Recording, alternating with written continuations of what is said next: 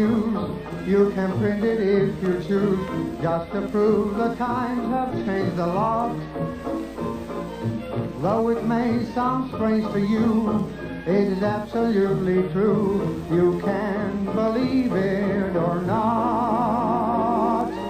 Since making whoopee became all the rage, it's even got to the old bird cage. My canary has circles under his eyes.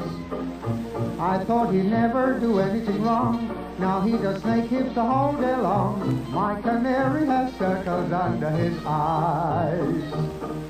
His only pals are the yellow lark, just a tiny sparrow.